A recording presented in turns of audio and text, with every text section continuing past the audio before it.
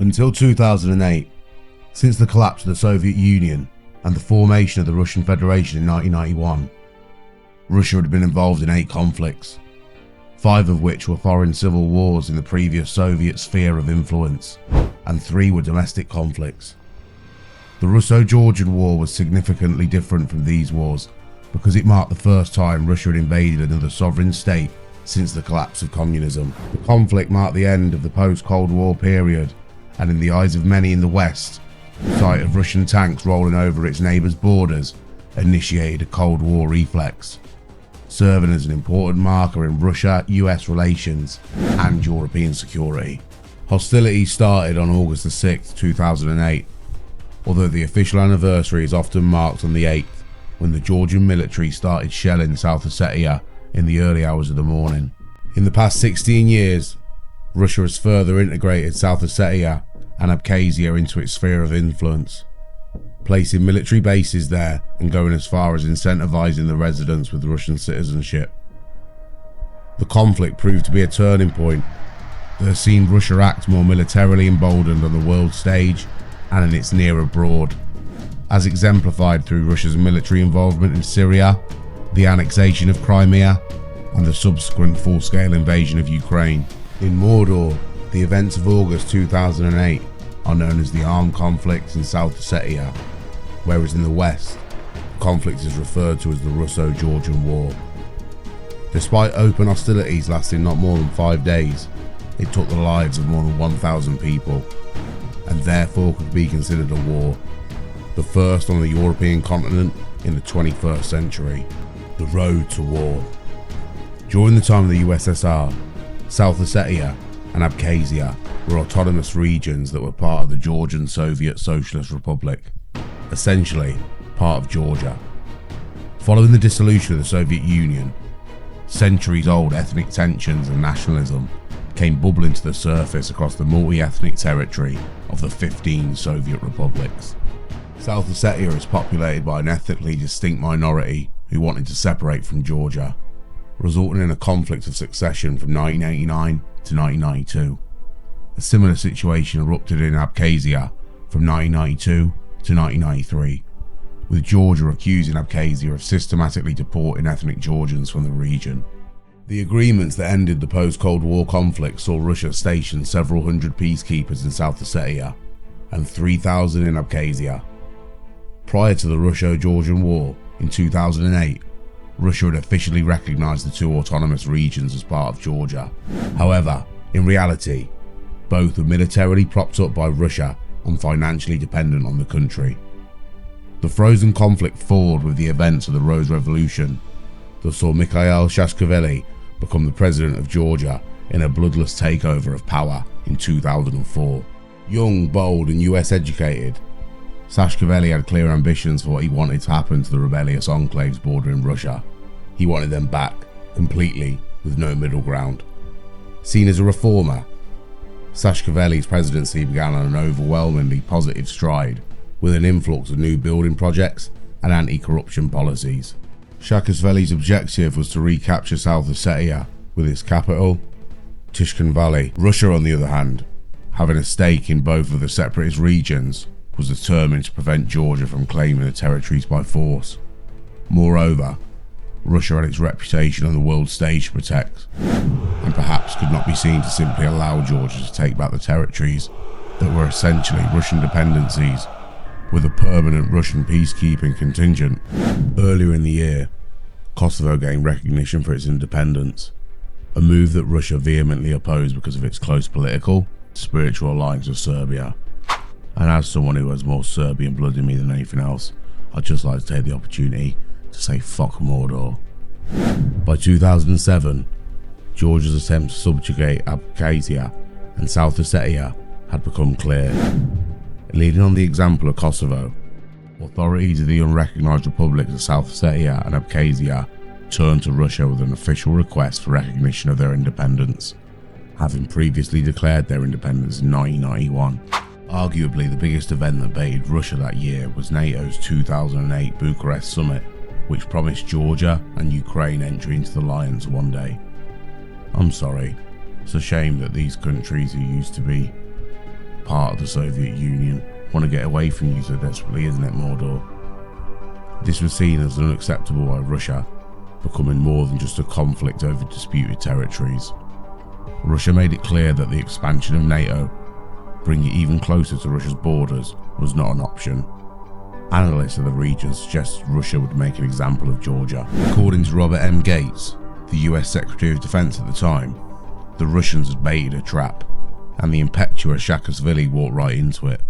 And to a certain extent, I have to agree, it sort of ring the bells with what happened in the build-up to the Second Chechen War. Mordor offered lots of assistance, financial and otherwise, to help rebuild Chechnya after the first conflict, but it wasn't in their interest to do so. They wanted to go back into Chechnya, saw the lawlessness that followed.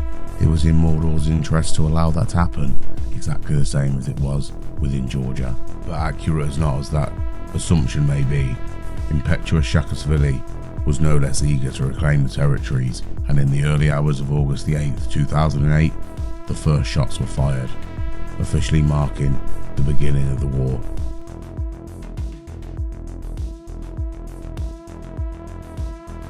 After firing missiles over the border into South Ossetia, Georgia managed to briefly capture a large chunk of the enclave. The conflict can be summarised into 3 stages.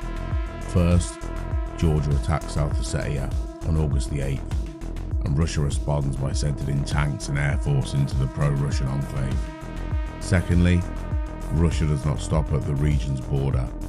On the 11th of August, Russian troops went into undisputed sovereign Georgian territory, invading Gori and attacking Poti, which are hundreds of kilometers away from the conflict zone. Lastly, a ceasefire was negotiated on August 12th that called Russia to withdraw from Georgia proper, which they did not do until October. Today, more than a decade since the conflict, the 2 regions can be seen as Russian dependencies. Over the centuries, Georgia was the object of rivalry between Persia, Turkey and Russia, before being eventually annexed by Russia in the 19th century. Since emerging from the collapsing Soviet Union as an independent state in 1991, Georgia has again become the area of conflicting interests. Tense relations with Russia after the 2003 Rose Revolution were further exacerbated by Moscow's support for the breakaway regions of Abkhazia and South Ossetia, leading to a brief war in 2008. But since Russia's 2022 invasion of Ukraine, the government has shifted away from the West. The governing Georgian Dream Party has become increasingly authoritarian, passing Russian-style laws targeting media and non-government groups who receive foreign funding. Tens of thousands of pro-Europe demonstrators rallied outside Georgia's parliament Tuesday night to celebrate the new year, continuing month-long protests against the government. The Black Sea nation has been in the grip of an unprecedented constitutional crisis since the ruling Georgian Dream Party, widely perceived as increasingly repressive, claimed victory in October's parliamentary polls. The government's November 28th decision to suspend EU accession talks for years triggered daily mass protests that continue to this day. On New Year's Eve, tens of thousands gathered outside Parliament in central Tbilisi, waving EU and Georgian flags. The latest outpouring of popular unity in the face of what critics say is the government's authoritarian pro-Russian tilt. Many demonstrators brought food to share and set up a festive table spanning dozens of metres on Tbilisi's main avenue, decorated with Christmas lights, transforming the 34th consecutive day of protest into a New Year celebration. This is going to be something I'm going to revisit. Unfortunately, I haven't been able to do it justice. Check the pinned comment, I'll explain. Happy New Year. I hope you're all well. I hope you all had a fantastic Christmas. I wish you all the best in 2025. And just briefly before we go, Mordor's been up to something, haven't they? On Christmas morning, with a civilian airliner again. The Rusty Mir never ceases to get to new lows. Yeah, so this Azerbaijan Airways Azal plane was flying between the Azerbaijani capital Baku and Chechnya's regional capital inside southern Russia, in the North Caucasus. And at some point during that journey, we understand that it ran into serious difficulties. People from on board the plane have posted footage of them reacting to what was said to be a loud bang. There are pictures of damage and debris in the compartment. The plane was then seemingly denied all opportunities to land either at Grozny, where it was supposed to end up, or in nearby Russian airports like Nalchik, Makhachkala, and instead was diverted by aircraft controllers across the Caspian Sea to the Kazakh city of Aktau, which is actually very far away from both where it had originated and where it was supposed to land. The flight path shows the plane taking off from Azerbaijan, flying into Russian airspace, then crossing the Caspian Sea before crashing in Kazakhstan, near the Aktau airport. So suspicions are growing that actually what happened was the plane was hit by an anti-air missile. At the same time as the plane was flying, several Russian cities in the area had reported Ukrainian drone sightings and were scrambling to respond to that so that they can continue to protect their kind of, energy infrastructure, so particularly the oil and gas refineries that are used to kind of fund the Kremlin's war on Ukraine, their military complexes, etc., which Ukraine has been astonishingly successful in targeting. And the suspicion is growing that the plane was kind of hit in a mistaken example of a friendly fire, and then actually redirected over the Caspian in the hopes that it would crash land in the sea and destroy all evidence. The US has called for an investigation and said it suspects that that's the version of events that happened. But a top Ukrainian official has said they believe that the plane was hit by a Russian anti-aircraft system by mistake. And now Azerbaijan, which is traditionally in recent years a close ally of Russia, has said that, several sources have said, pro-government MPs, not that there are any anti-government MPs in Azerbaijan, but pro-government MPs have said, we suspect that this is the case, we want an apology from Russia.